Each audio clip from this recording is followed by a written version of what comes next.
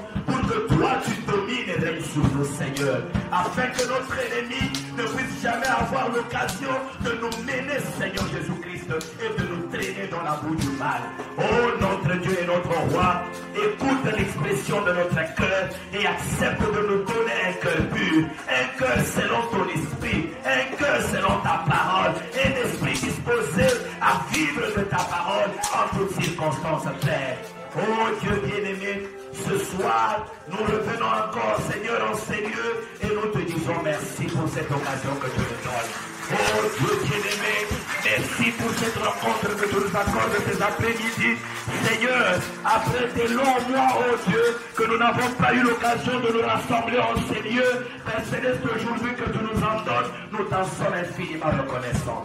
Merci notre Dieu, merci notre roi, merci notre Seigneur, merci notre maître, merci pour tout ce que tu fais pour nous, Père. Oh, gracieux Père Céleste, tu t'étais ta main, Seigneur, nous sérieux, jamais rassemblé encore en sérieux ce soir. Et parce que toi tu l'as voulu, quand toi tu dis Seigneur, cela arrive certainement. Nous te remercions parce que toi tu as décidé et tu nous as rassemblés encore ce soir. Gloire et honneur te soit rendu, divin Maître. Gloire et honneur te soit rendu, Dieu des dieux et Seigneur des seigneurs. Merci Seigneur Jésus-Christ notre Dieu. Merci notre roi et merci notre Seigneur. Encore une fois Seigneur, nous te sommes infiniment reconnaissants pour cette occasion que tu nous donnes de nous retrouver. Merci Seigneur pour le souffle de vie que tu gardes encore dans nos corps mortels.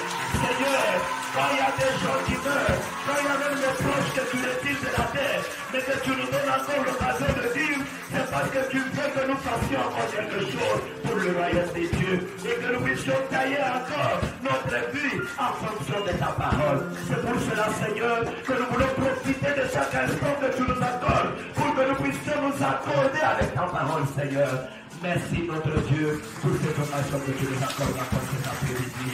Que la gloire et l'honneur te soient rendus pour les siècles des siècles. Au nom du Seigneur et Sauveur Jésus-Christ, nous avons ainsi prié et demandé. Amen. Amen.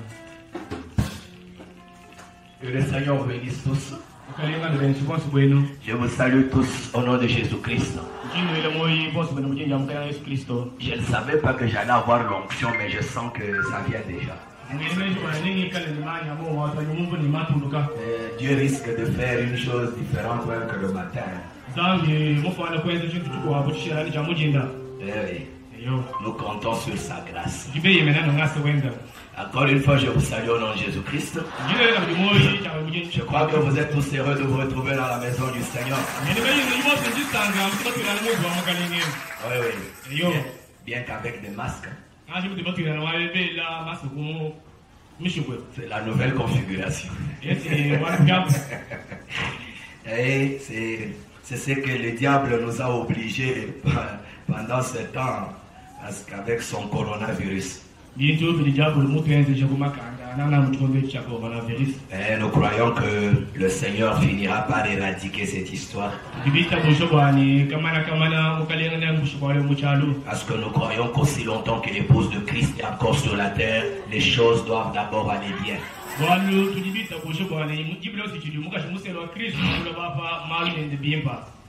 Nous nous efforçons d'abord de vivre comme ça.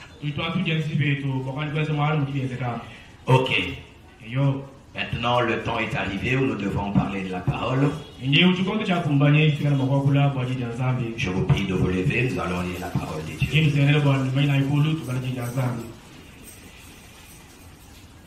Ouvrons nos Bibles dans Luc au chapitre 13.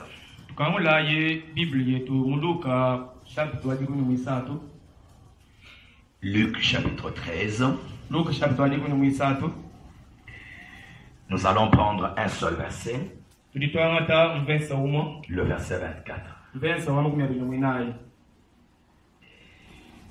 Luc 13, 24. Vous y êtes? Vous y êtes? Ok. Nous lisons. Le Seigneur Jésus dit: efforcez-vous d'entrer par la porte étroite. Car je vous le dis, beaucoup chercheront à entrer et ne le pourront pas.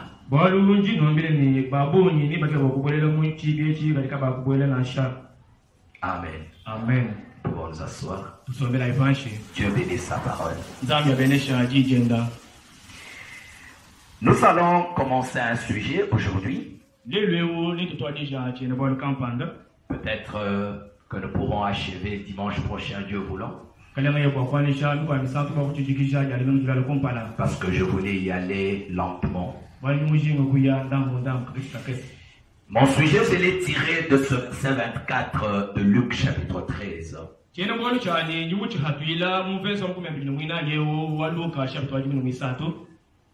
Efforcez-vous d'entrer par la porte étroite. Efforcez-vous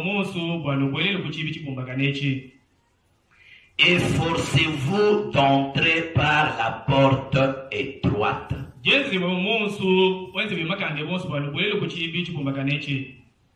Mon frère, efforcez-vous d'entrer par la porte étroite.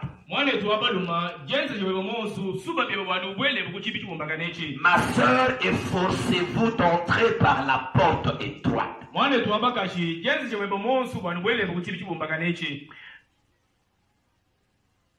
Et ce matin, dans mon sujet, parce que moi, ces après-midi plutôt, mon sujet, je l'ai reparti en 3 pensées. Mais je vais insister aujourd'hui sur une seule pensée. La première pensée sur laquelle je voulais insister, et à laquelle je suis en train d'attirer votre attention, c'est que la voie est la porte qui mène à la vie éternelle. La voie est la porte qui mène à la vie éternelle. Fort étroite.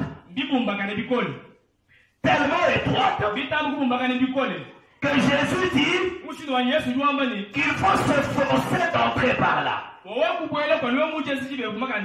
C'est que l'entrée n'est pas aussi facile qu'on peut le penser.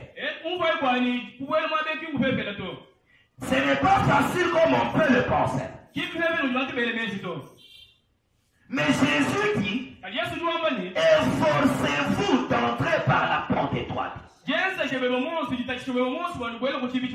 Parce que il y aura beaucoup qui essayeront d'entrer mais qui ne le pourront pas. Or, c'est cette porte étroite qui mène à la vie éternelle. Mais Jésus dit déjà que beaucoup n'entreront pas par là. C'est que beaucoup ne trouveront pas le chemin vers la vie éternelle. C'est Jésus veut nous dire que la porte qui mène à la vie éternelle, et le chemin qui mène vers la vie éternelle, c'est une voie qui n'est pas populaire. Est-ce que vous saisissez cela? C'est un chemin qui n'est pas de la masse populaire.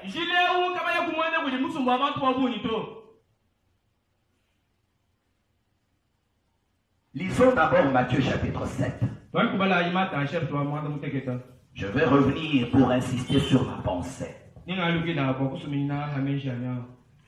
Matthieu chapitre 7.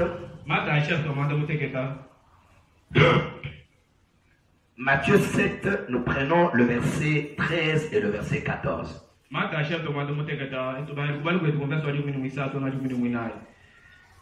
Matthieu 7, 13 à 14. Le Seigneur Jésus dit ceci. Entrez par la porte étroite. Car large est la porte, spacieux est le chemin qui mène à la perdition.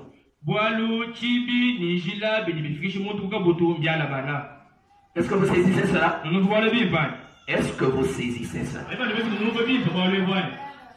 Jésus dit, entrez par la porte étroite, parce que la porte large et le chemin spacieux, c'est ce qui mène à la perdition.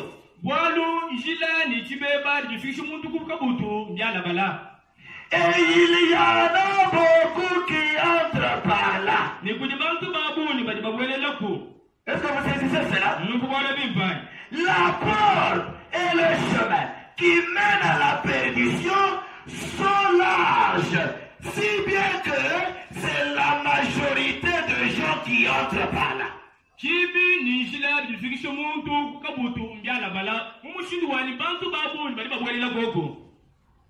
Est-ce que vous comprenez? Pourquoi? Parce que c'est large. Le chemin est grand. La porte est grande. Alors les gens n'aiment pas le sacrifice. Les gens aiment marcher librement. Avoir plus d'espace. Ils veulent avoir plus d'espace. pour marcher librement, faire tout ce qu'ils veulent, vivre comme bon leur semble. C'est pour cela qu'ils voudront entrer par la porte large. Ils voudront entrer par la porte large. N'imagine. Ils voudront entrer par la porte large. Ils voudront passer par le chemin le plus large. Là où ils peuvent faire ce qu'ils veulent. Là où ils peuvent faire ce qu'ils veulent. Là où on leur permet tout. Là où leur pasteur leur dit, vivez comme vous voulez, venez me donner l'argent. Le problème c'est Dieu qui sauve.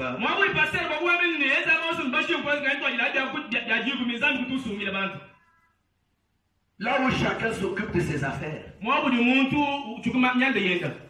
Chacun libre de faire ce qu'il veut. Le chemin large. La porte large. C'est par là que beaucoup entreront. C'est par là que beaucoup entreront. Pourquoi? C'est là qu'il y a la liberté. C'est là qu'ils veulent. Oh! Jésus dit, c'est là le chemin de la perdition. Est-ce que nous saisissons bien cela? J'aime que cela nous pénètre très bien. Ma soeur, que cela te pénètre très bien. Le chemin large, la porte large, c'est la porte de la perdition. Oh, c'est par là que la multitude entrera. Jésus sachant cela, il nous dit, entrez par la porte étroite. Ne suis pas la porte large. Ne regarde pas parce qu'il y en a beaucoup qui passent par là. La majorité populaire, ce n'est pas ça le signe d'être dans la vérité. Ce n'est pas parce qu'une multitude est en train de suivre un certain courant que ce courant devient le courant à suivre. Non, parce que le chemin de la multitude, c'est le chemin de la perdition. Parce que la porte qui mène à la perdition est large. Continuons la lecture. Jésus dit, il y en a beaucoup qui entrent par là. Mais étroite est la porte, resserré le chemin qui mène à la vie, et il y en a peu qui les trouvent.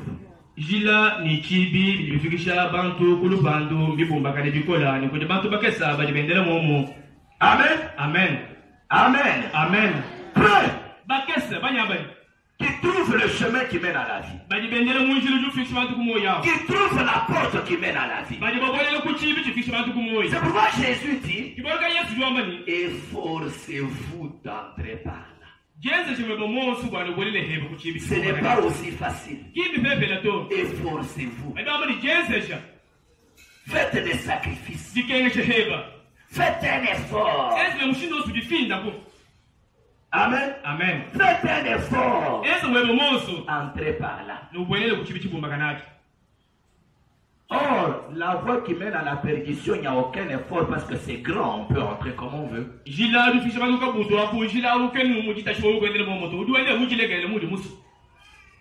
Amen. Amen. Et la pensée sur laquelle je voulais insister, maman, tu commences à dormir. Vous avez mangé les grands foufous et puis vous commencez à dormir. Je sais que vous qui venez les après-midi, vous avez déjà mangé les foufous. Mais les foufous ne vous endorment pas. Parce que les matins, je n'ai pas réveillé les gens. La pensée sur laquelle je veux insister, c'est que la porte étroite, la porte étroite, le chemin étroit qui mène à la vie éternelle, ce n'est pas un chemin de la multitude,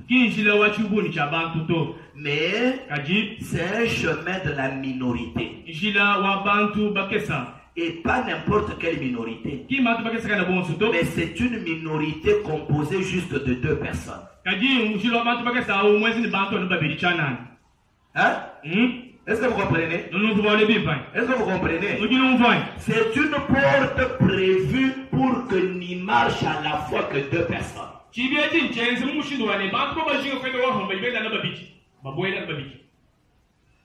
Et les 2 personnes, c'est Dieu et le croyant en tant qu'individu. Est-ce que vous saisissez bien cela? Dieu qui sauve le croyant et le croyant qui croit en lui en tant qu'individu.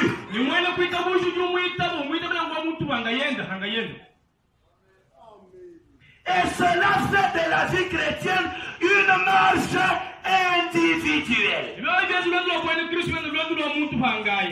La vie chrétienne, ce n'est pas une marche collective. J'insiste là-dessus. Ce n'est pas une marche collective. Ce n'est pas toi et ton père. Ce n'est pas toi et ton mari. Ce n'est pas toi et ta femme. Ce n'est pas toi et ton ami là. Ce n'est pas toi et ton collègue de classe. Ce n'est pas toi et ton collègue de service. Ce n'est pas toi et le pasteur. Pas toi et le diable. Mais toi et Dieu seul. Est-ce que vous saisissez bien cela? Si tu t'amènes avec une 3e personne, c'est que toi et lui vous n'enterrez pas.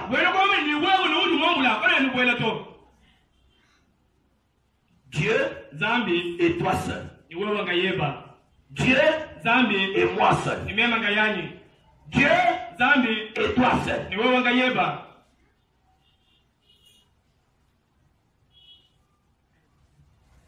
Lisons d'abord le prophète Branham. Comment il en parle. Je suis dans sa prédication intitulée Présumé. Amen. Amen. Présumé. Ça veut dire ne pas avoir la vraie exactitude, mais vous présumez. Ah. C'est un message du 8 avril 1962.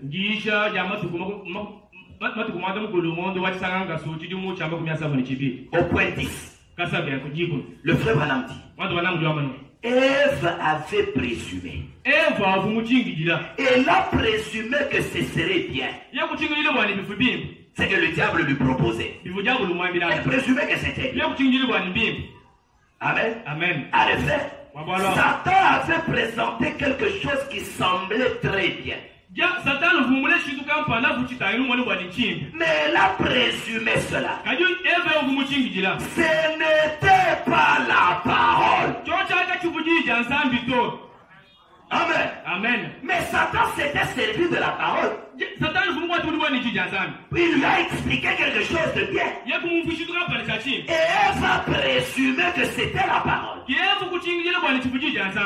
ce n'était pas la parole. C'était juste une présomption.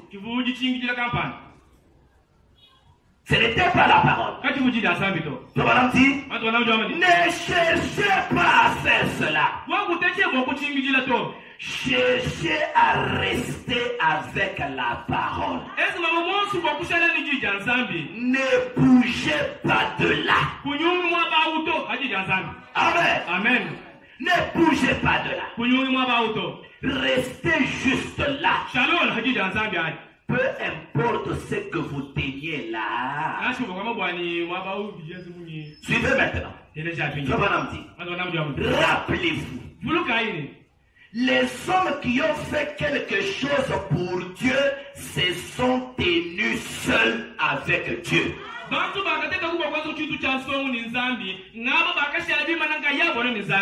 Est-ce que nous pouvons dire Amen?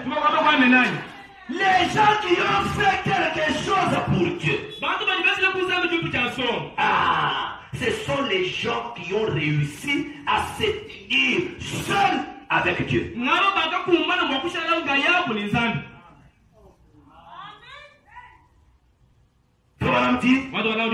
Sur la route, il y a de l'espace que pour deux.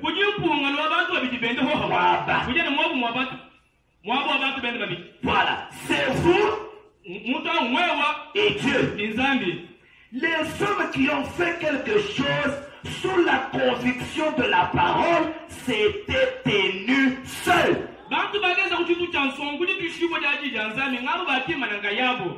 Martin Luther, John Wesley, et ainsi de suite, Finney, Sankey, Calvin, Knox, et que sais-je encore. Voyez-vous? Est-ce que vous voyez aussi? Voyez-vous? Moïse, Élisée, tous se sont tenus seuls sur la parole de Dieu. Amen. Amen. Et c'est ce que vous devez faire. Est-ce que nous pouvons dire Amen? Faire quoi? Se tenir seul sur la parole de Dieu. Seul. Le bonhomme dit, et c'est ce que vous devez faire. C'est une affaire de l'individu. Vous devez vous tenir sur la parole et prendre la parole de Dieu. Mon frère, ma soeur, le chemin de la vie, c'est l'homme et Dieu. Croire la parole, c'est l'homme et Dieu. Vivre de la parole, c'est vous et Dieu. Pas toi et cette sœur-là. C'est comme je le disais ce matin. Pendant ce temps de confinement, j'ai été très consterné. Parce que j'ai vu des choses. J'ai vu des choses. J'ai vu des choses. Les femmes de cette église qui arrachent leurs cheveux pratiquement comme les mondaines. Non, je ne dis pas toutes, hein. Mais il y en a quelques-unes que j'ai vues. Et certains, quand on leur pose la question, c'est comment? Ah, tu dis bien tout mon confinement. Papa, nous sommes dans les confinements. Quand l'équipe va reprendre là. Ça m'a étonné. Oh, Ah. s'il y avait un temps où vous devriez vous rassurer d'être en ordre avec Dieu, c'était ce temps-là où vous n'aviez pas l'occasion d'être à l'église. Parce que ils savaient si on allait encore les réouvrir, ces églises. La parole de Dieu, nous ne l'écoutons pas pour rester les gens des tabernacles des églises. Mais la véritable église, c'est l'homme. La véritable église, c'est moi. La véritable église, c'est toi. C'est toi qui dois être taillé à l'image de la parole. Mais quand il y a l'occasion où on reste à la maison, on dirait que c'était l'appel à la récréation.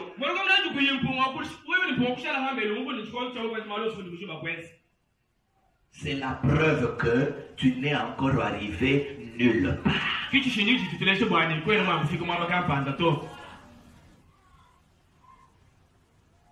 Avant le confinement, tu étais sombre comme moi.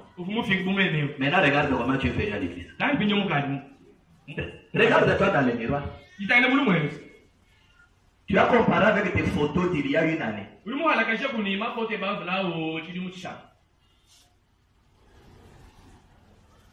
Non, mais quand les autres font là, les autres qui? Dieu te les a donnés pour modèle.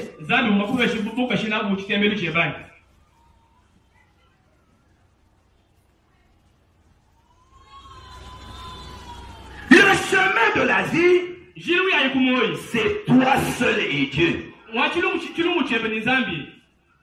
C'est une affaire entre toi seul et Dieu. C'est pas une affaire entre toi et le pasteur. Frère Branham dit, le travail du pasteur c'était prêcher la parole. Mais quand tu vois le pasteur, tu veux que le pasteur voie que tu es une bonne personne. Mais quand tu es ailleurs, tu vis comme une païenne.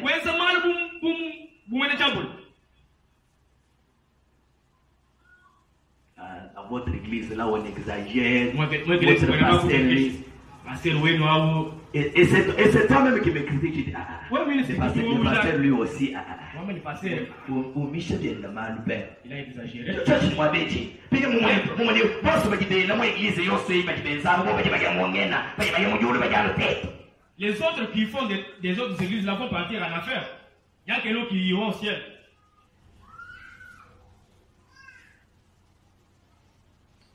La voie qui mène à la perdition, il y en a beaucoup qui entreront par là.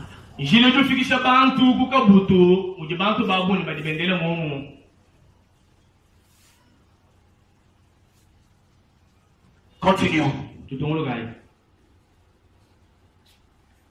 J'ai lu le prophète dans la prédication de la guérison divine. Suivez très bien. La guérison divine. Prêché le 19 décembre 1954.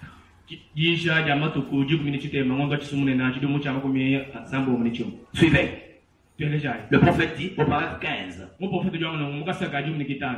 L'un des plus grands échecs au monde, c'est l'Église. Amen. Amen. Si on parle d'échec aujourd'hui, ce sont les églises que nous voulons prendre pour modèle. Là-bas on fait, là-bas on fait, là-bas on fait, là-bas on fait, là-bas où? C'est la parole ou c'est l'église?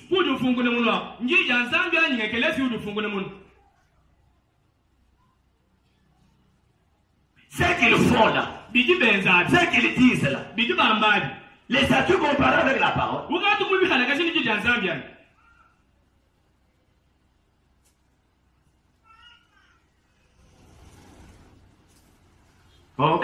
Mwandika mpanga batu wamba, mwandika nsanga batu wenza, okaji batu bamba mumwa, batu bambemo, moni pasteur yeye ki dumone yeye anbimba babunya bali bamone bibi. Bon, moi je ne dis pas que je vois bien, mais moi mon problème c'est que as-tu comparé ces choses avec la parole de Dieu?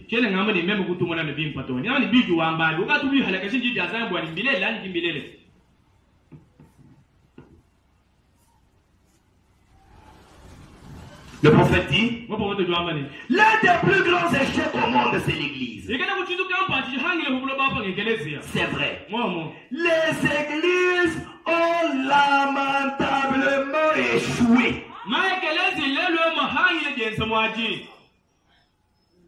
Amen. Amen. Aujourd'hui, les églises sont devenues juste des rassemblements où les gens viennent et on leur permet tout.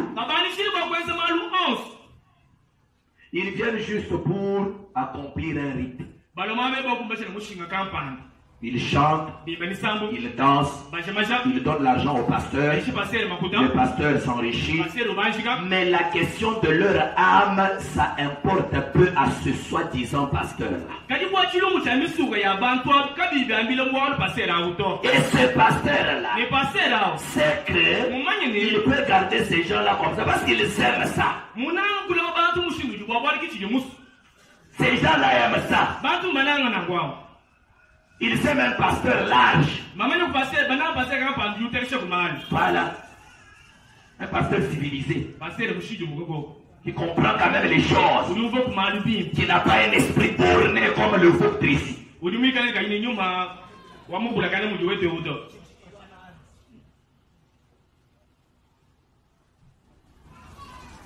Les gens aiment ça.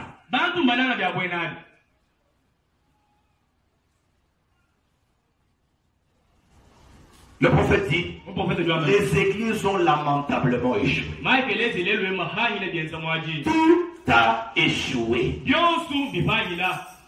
Mais Kaji. nous recevons un royaume qui ne faillira point. Tetu abatu twakaji le bukale kampa ndu bikale kabimwa Le kumali. royaume de Jésus-Christ. Bukale kwa Yesu Kristo. Amen. Amen. Quand nous venons à l'église, Tetu lo mwa kelezi ye. j'aime tant insister sur cette chose. Kuna kusubiri habwa lwe. Nous ne venons pas à l'église pour être ou devenir les hommes et les femmes des églises.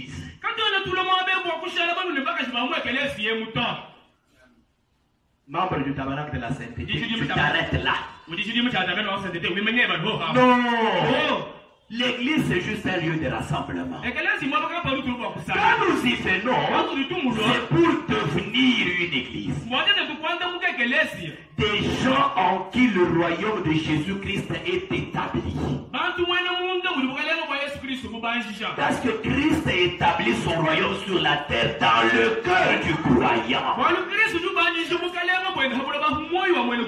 C'est ça le but de l'évangile. Pas pour être membre d'une église, des années et des années, mais votre vie ne change pas. Vous n'avez aucune relation avec Dieu. Mais qu'est-ce que vous faites là? Rentrez dans le monde. Ou vous marchez avec la parole, ou vous ne voulez pas. Allez avec le monde. Vous savez, nous avons reçu un message prêché par l'esprit d'Élie. Et l'esprit d'Élie, c'est un esprit qui ne ménage personne. Élie a dit ce jour-là, choisissez aujourd'hui. S'il parle de Dieu, allez après lui. Si Jéhovah est Dieu, allez après lui. Mais arrêtez de tanker. Oh my! J'ai envie de vous le dire ce soir. Si le message est vrai, suivez-le et vivez selon le message. Si le monde est bon, quittez le message. Arrêtez le monde.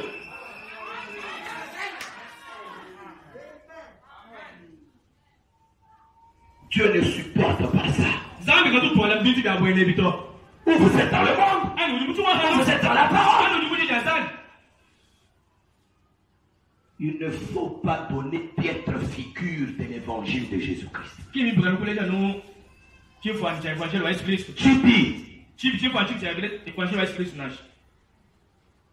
aujourd'hui, les croyants sont en train de donner piètre figure de ce message.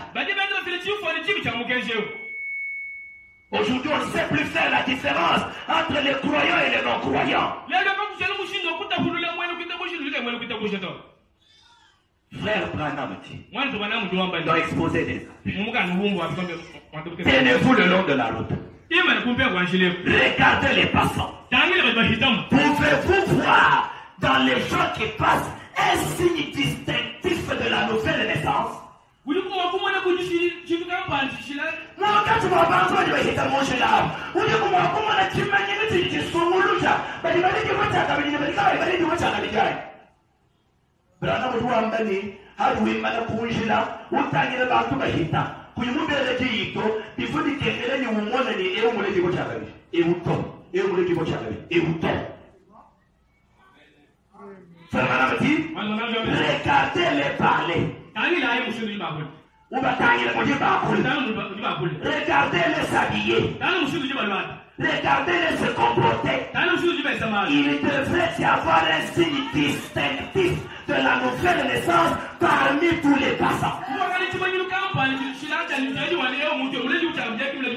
Ma soeur, regarde-toi et regarde l'autre femme qui passe là.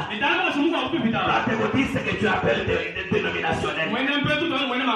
Est-elle différente de toi? Quelle est la preuve que toi tu as cru le message et elle n'a pas cru?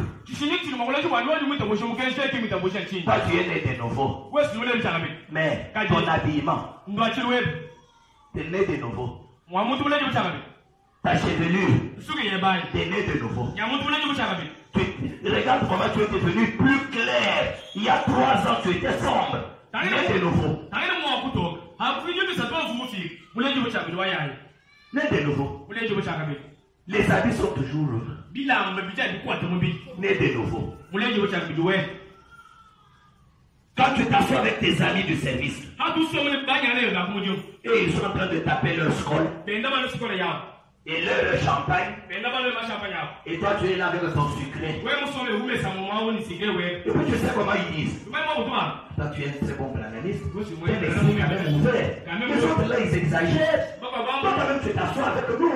Tu nous supportes. Et là tu te dis, oui, moi je sais comment vivre avec les gens.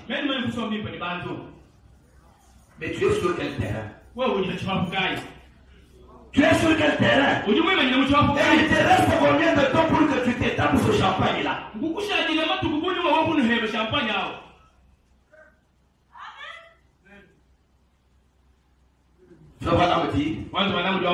Il y a un dicton américain qui dit, quand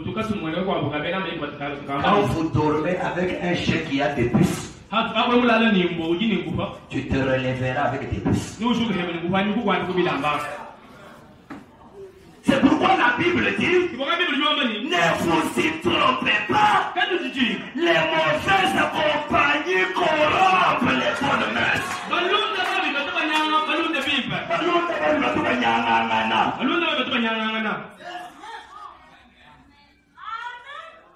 Amen. Amen. Le chemin que nous suivons, c'est toi et Dieu. C'est toi et Dieu. Ma soeur, c'est toi et Dieu. Pas toi avec la femme du pasteur. Moi, je ne vous ai jamais dit que ma femme, c'est votre modèle. Encore moins la femme du diacre. Encore moins cette sœur-là. Ton modèle, c'est la parole. Taille-toi sur la parole. Mais regarde comment tu es devenu.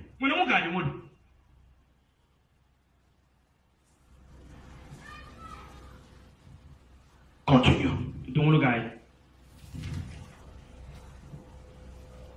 Que madame dit ceci. Ce royaume ne peut pas faillir. Et nous en sommes si heureux. Du fait que ce n'est pas une affaire d'église. Le royaume, ce n'est pas une affaire d'église. C'est une affaire individuelle. Ce n'est pas de savoir si mon église est sauvée qui compte. Ce n'est pas ça qui compte. C'est de savoir si moi je suis sauvé.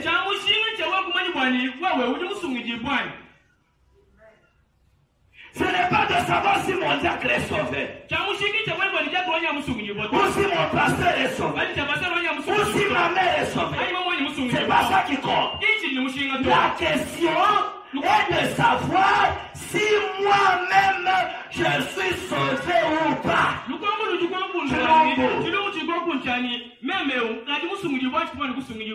frère, es-tu sauvé? Ma soeur, l'es-tu? Parce que c'est toi et Dieu. Et force-toi d'entrer par la porte étroite. C'est un chemin difficile. C'est pas facile de vivre la parole. Et force-toi d'entrer par la porte étroite.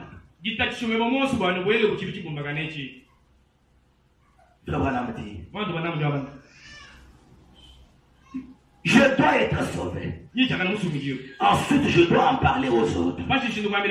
Et alors, s'ils sont sauvés, c'est merveilleux. S'ils ne le sont pas, moi, je dois toutefois rester sauvé. Amen. Amen. Conserver le salut. Je dois conserver mon salut.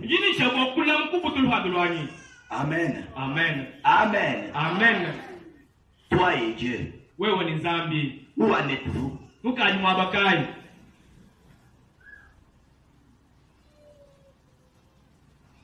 Pour toi, le confinement était la récréation.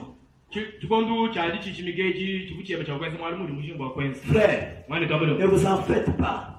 Ainsi dit le Seigneur, un jour, ces églises seront fermées pour toujours. Le beau temple que nous sommes en train de construire là-bas, ça va devenir un dépôt. Nous allons être en train de fuir vers les montagnes et les brousses. Vous n'aurez plus l'occasion d'écouter le pasteur vous prêcher. À ce moment-là, il faut que toi-même tu sois devenu une église. Capable de chauffer toi-même. Mais si tu as besoin juste d'un remplissage chaque fois venant d'ailleurs, tu vas tarir. Mais un chrétien doit être une source bouillante. Donc lui-même, il a une source au-dedans de lui. Il n'a pas besoin d'une prédication pour continuer à mener la vie chrétienne. Il a tellement accumulé que lui-même est en train de vivre sa vie automatiquement. C'est là que nous devons arriver.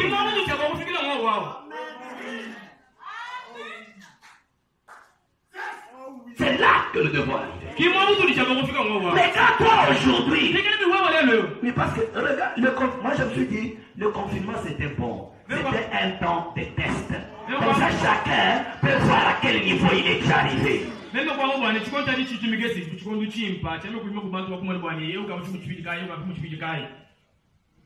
Oui, je sais que tu t'es vu à quel niveau tu es. Incapable de produire une atmosphère spirituelle. Pendant le confinement, tu es entré en onction combien de fois? Dans l'onction du Saint-Esprit. Priant sous l'onction. Tes prières étaient toujours sèches. Donc tu comprends que c'est moi qui viens produire l'onction pour toi. Mais je te la produirai jusqu'à quand? Frère Branham dit, Dieu ne m'a jamais envoyé pour construire des églises. Mais Dieu m'a envoyé pour construire des individus. Pour faire d'eux des lieux d'habitation de l'Esprit de Dieu. Et de distributeur de la puissance de Dieu par la parole. Amen. Amen. Et le mot qu'on a traduit en français là, distributeur,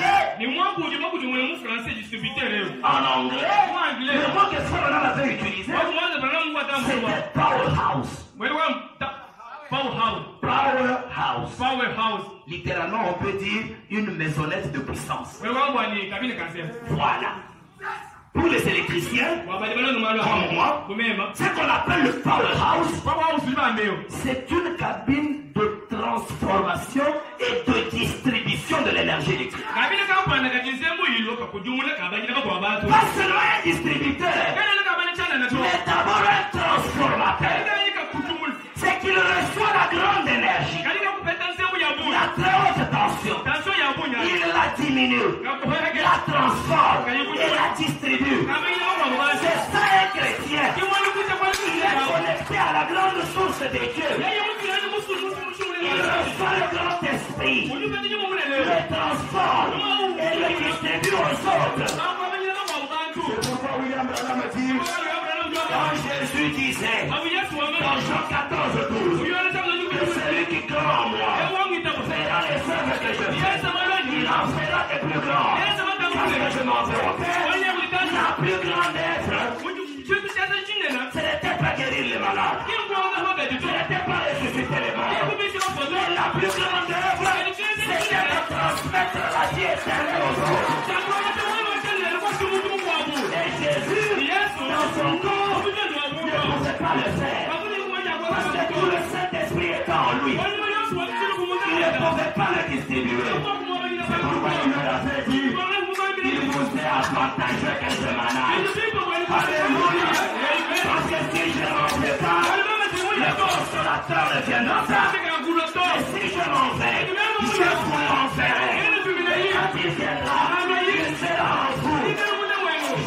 consommation de temps.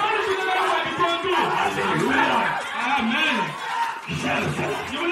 Oui, je me sens bien. C'est ça, c'est qu'un chrétien. C'est le tabernacle de l'Esprit.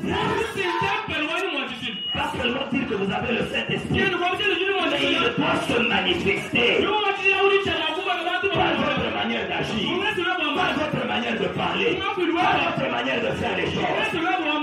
Le Saint-Esprit, la première chose qu'il produit dans un homme, c'est de le séparer du péché. Parce qu'il n'est pas une force sceptique. William Branham dit, quand Dieu s'est saisi d'un homme ou d'une femme, dans sa main, la première chose qu'il fait, c'est de le faire passer de la mondanité à la sainteté. C'est la première chose. C'est que le Saint-Esprit en vous met la haine des choses du monde.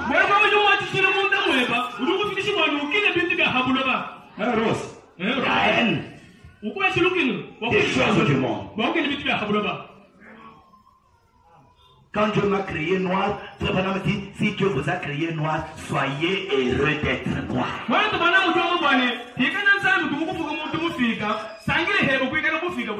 Nicole, noir, j'en suis heureux. C'est ce que mon créateur a voulu que je sois. Si je dois changer ma peau, c'est que j'ai dit que le créateur n'avait pas bien réfléchi.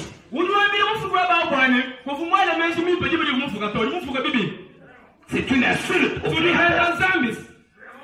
C'est une insulte.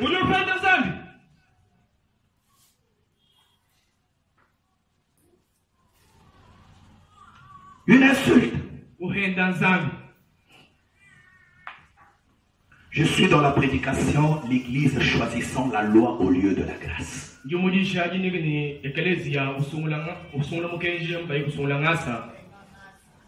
L'église choisissant la loi au lieu de la grâce. C'est un message prêché le 16 mars 1961. Au point 5. Frère Branham dit, un homme qui arrive à réaliser quelque chose, c'est un homme qui se tient seul, lui, avec Dieu seulement. C'est ça un homme. Sur la route de Jéricho, il y a de la place pour deux. Pas plus, pas moins. Juste Jésus et vous. C'est tout. Et c'est donc ainsi qu'on doit marcher sur ce chemin étroit. Chaque homme qui a fait quelque chose pour Dieu a marché sur cette même route. C'est vrai.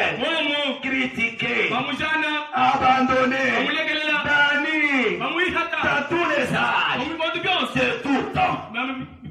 Ils ont dû subir la même chose. Ils ont critiqué, on les a abandonnés, on les a raillés. Pour la voix du Seigneur. Et toi aujourd'hui, parce que tes amis se moquent de toi à l'université, tu changes d'habillement, tu changes de chevelure. Une universitaire comme ça. Tu es quand même intellectuel. Non, vraiment. Ah, maman universitaire. Et toi, tu as étudié à l'université plus que nous. Ah, chez vous là, on exagère. Ouais, non, on va des questions. Ah, maman. Maman, ouais. Quand même, tu es encore jeune. Là, je me dis, maman, tu es pas seul. La jeunesse, c'est quoi? Bonsoir, Nanchi. Dans les cheveux? Bonsoir, Nanchi. Dans les habits? Mobilama. Mais si c'était ça, on allait donner à toutes les vieilles mamans des habits collants et courts pour qu'elles redeviennent jeunes. Maintenant, tu le fais pour que les autres là te trouvent bien. Mais comment Dieu te trouve? Abraham nous raconte une histoire. Qu'un jour, il y avait un concours de pianistes. La santé, on devait voir le meilleur de pianistes. Et les gens sont venus dans un grand amphithéâtre. Des pianistes étaient en train de montrer ce qu'ils connaissent. Maintenant, le tour d'un jeune garçon est venu. Il était un meilleur pianiste. Il a commencé à jouer. Pendant qu'il jouait, les gens étaient en train de crier de joie. Les gens le félicitaient. Les gens l'applaudissaient. Les gens l'acclamaient. Meilleur pianiste. Toi vraiment. Mais les gens qui étaient dans la salle regardaient que le jeune homme n'était pas attentif à tout ce qu'il faisait. Mais de temps en temps, il regardait au balcon, et puis il redescendait, il jouait, il regardait au balcon. Puis, à un moment donné, en jouant, il a fait un truc là-bas. Quand il a regardé au balcon, les gens l'ont vu seulement tomber et s'évanouir. Les gens ont voulu savoir, mais qu'est-ce qui ne va pas? Au balcon, il y avait le maître qui lui avait appris à jouer le piano. Et quand il jouait, quelque chose que les autres autour de lui disaient, lui il regardait au balcon. Il se disait, tous ces monde qui crient ici, ce sont des profanes.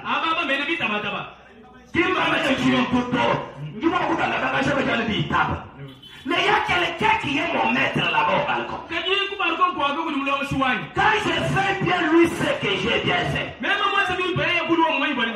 Alors quand il a touché ce truc-là, il regarde au balcon, le maître fait ça. Il lui dit, il est maintenant arrivé. Oh là, il était aux anges. Il est tombé de joie. Mes frères, quand nous marchons sur la terre, tout ce monde autour de nous, leurs félicitations ou leur mépris ne valent rien par rapport au mot du Seigneur. Le témoignage de Dieu est plus grand. Donc quand je marche, quand tu marches, nous devons avoir les yeux au balcon, au ciel, vers Christ, pour voir comment lui apprécie ce que nous faisons.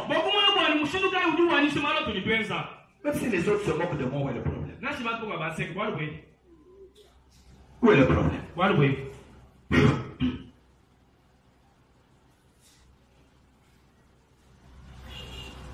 Il y a de la place seulement pour vous deux. Amen. Amen. Abandonnés, critiqués, ils sont endurés seuls.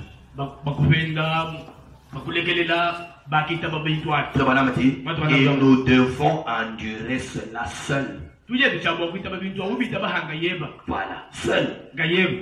Mais on n'est jamais seul. Il est là. Le Seigneur. Je suis dans la prédication Abraham. Prêché le 8 décembre 1956. Paragraphe 33. Le prophète dit ceci. Qu'arriva-t-il ensuite? Qu'arriva-t-il ensuite? Il y avait l'autre. Alors que Dieu avait dit, sépare-toi de tout le monde. La marche avec Christ est une marche individuelle. Est-ce que nous pouvons dire amen? Une marche individuelle. Vous marchez, vous restez seul, vous et Dieu seul. Pas vous et le pasteur. Amen. Amen. Amen. Amen. Pas vous et le pasteur. Qui est le pasteur toi? Je vous ai toujours dit que moi je suis un homme. Même Il peut arriver un jour que je tombe. Bien que je croie que le Seigneur va me garder. Mais même si je tombe, et que je commence à vouloir marcher sur la parole, ne me croyez plus. Je vous présente la parole parce que c'est la parole qui est la vérité. Moi, je ne suis pas la parole.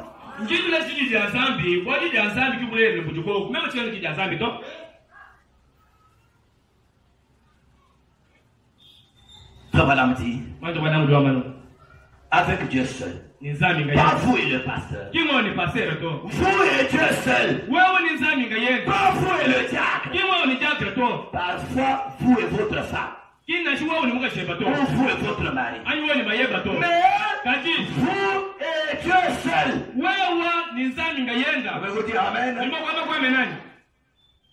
Vous vous tenez seul sur base de vos convictions. Vos convictions. Le salut n'est pas une affaire d'église. Amen. Amen. Le salut n'est pas une affaire d'église. C'est une affaire individuelle. L'église est un lieu de rassemblement où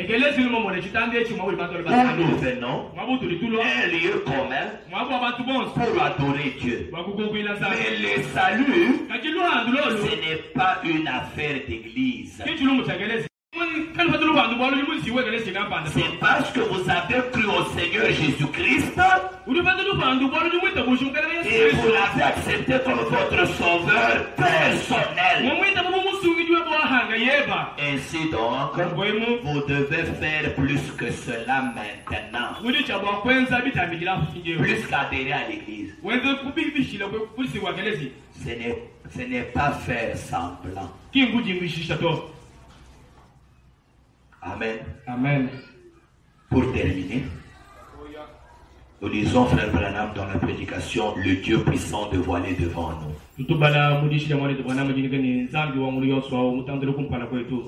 J'aimerais que vous suiviez cela attentivement et nous allons nous préparer à la prière. Au point 125. C'est un message du 29 juin 1964.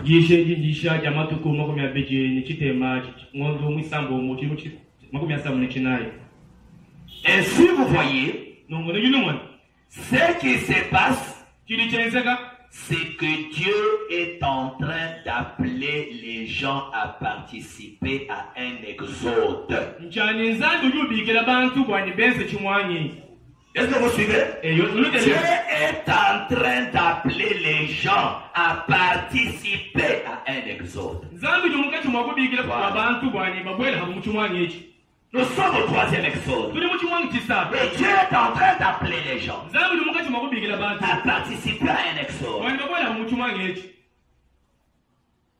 À sortir de derrière ce rideau charnel où l'on essaye d'imiter et où l'on essaye d'adhérer à l'église.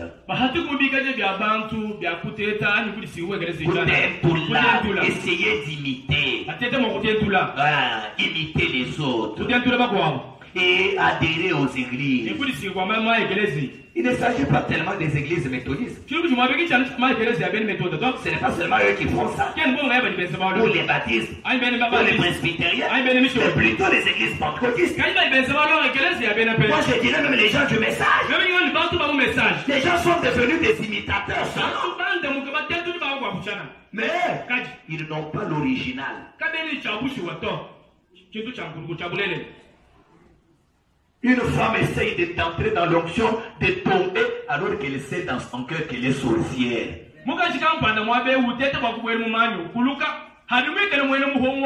Toi-même, pasteur, moi, là, il est au Mushima. Même moi, le pasteur, voyait qu'elle est en train de mentir.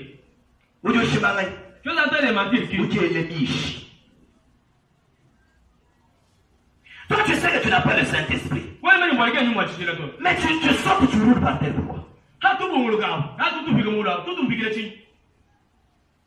Tu sais que tu es encore un converti. Madame a dit, ne prenez pas un semblant de choses. Il y a un ciel où il y a une expérience pentecôtiste vraie. C'est plein là-bas. Même aujourd'hui, ces après-midi, si tu es sincère, tu vas te remplir de son esprit. Tu as un vrai Saint-Esprit. Et quand ce Saint-Esprit entre en toi, tout change. Tout. Même le langage.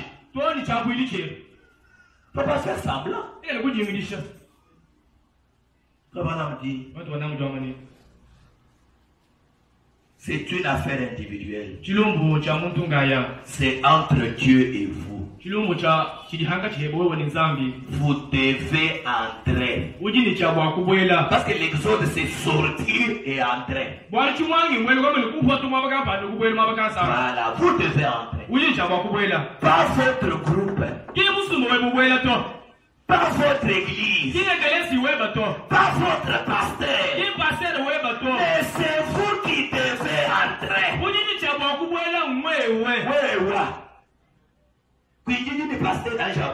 N'attendez pas que le pasteur entre d'abord. C'est toi qui dois entrer. Nous sommes dans l'exode. Avant le confinement, je vous avais prêché un sujet qu'aucun d'entre nous ne paraisse être venu trop tard. Aucun d'entre nous ne paraisse être venu trop tard.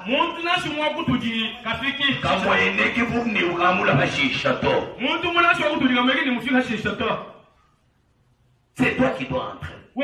C'est moi qui dois entrer. Pas lui. Toi. Pas lui. Moi. Même. Nous allons nous lever. Tu en es où avec Dieu? C'est une marche individuelle. Tu en es où? Toi et Dieu. Vous en êtes où? Toi et Dieu.